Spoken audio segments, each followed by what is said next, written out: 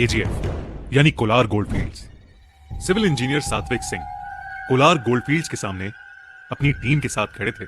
फरवरी 2001 से बंद पड़ी इस गोल्ड फील्ड को हाल ही में फिर से खोलने के डिसीजन पर चर्चा हो रही थी।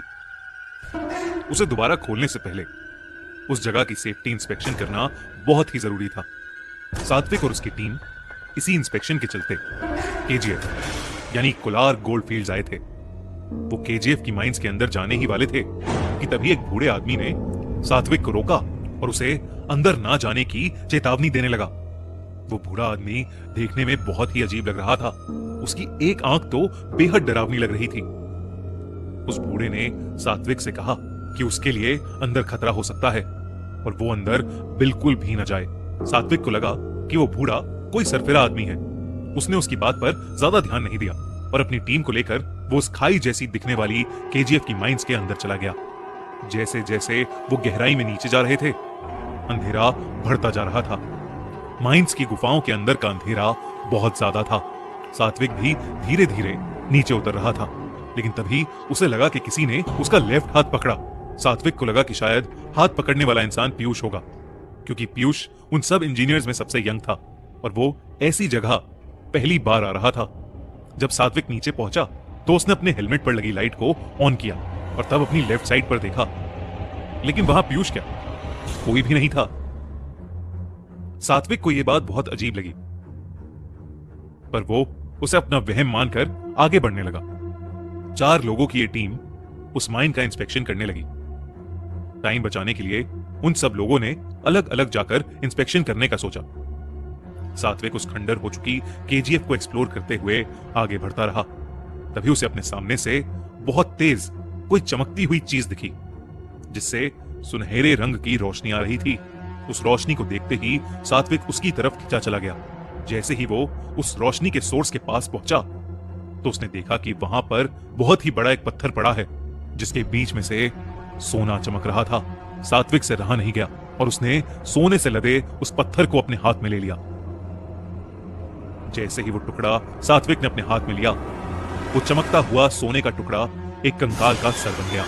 सात्विक जोर से चीखा और उस सर को वहीं फेंक कर वापस भागने लगा कि तभी उसने देखा कि जिस रास्ते से वो आया था वहां पर अब एक बड़ी सी दीवार है।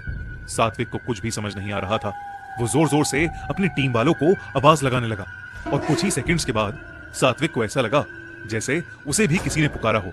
सात्विक उस आवाज की तरफ जाने लगा। केजीएफ की माइंस में अब अंधेरे के साथ साथ सात्विक को घुटन भी महसूस हो रही थी। सात्विक डरा सहमा हुआ सा उस आवाज की तरफ चले जा रहा था। उस रास्ते पर चलते हुए सात्विक की नजर अपनी दाईं तरफ गई। उसने जो देखा उसे देखकर वो सुन्न सा पड़ गया। वहां एक बड़े से पत्थर से टेक लगाए हुए एक इंसानी कंकाल पड़ा हुआ था। सात्विक जल्दी से जल्दी वहां से दूर भागा, लेकिन तभी उसका पैर कहीं अटका और वो जोर से जमीन पर जा गिरा। सात्विक ने उठकर पीछे देखा तो उसका दिल उसके जहन से बाहर आ गया था। एक और कंकाल जमीन पर पड़ा हुआ था। सात्विक अब बहुत ज्यादा डर चुका था, पर उसे क्या पता था कि जो उसके साथ आगे होने वाला था उसे वो जिंदगी भर नहीं भूल पाएगा। वो जमीन पर लेटा कंकाल अचानक से हिलने लगा और अपने पैरों पर खड़ा हो गया। ये सब देखकर सात्विक के होश उड़ चुके थे। उसे समझ नहीं आ रहा था कि वो वहां से कैसे निकले कि तभी जमीन से एक और कंकाल निकला और उसने सात्विक की बाई टांग पकड़ ली। देखते ही देखते वहां 100 से भी ज्यादा कंकाल इकट्ठे हो गए थे। सात्विक ने अपनी जान बचाने की आखिरी कोशिश की और अपनी टांग छुड़वाकर सीधा अपने टीम मेंबर को आवाज लगाता हुआ वहां से भागा। वो सारे कंकाल भी उसके पीछे पीछे आ रहे थे।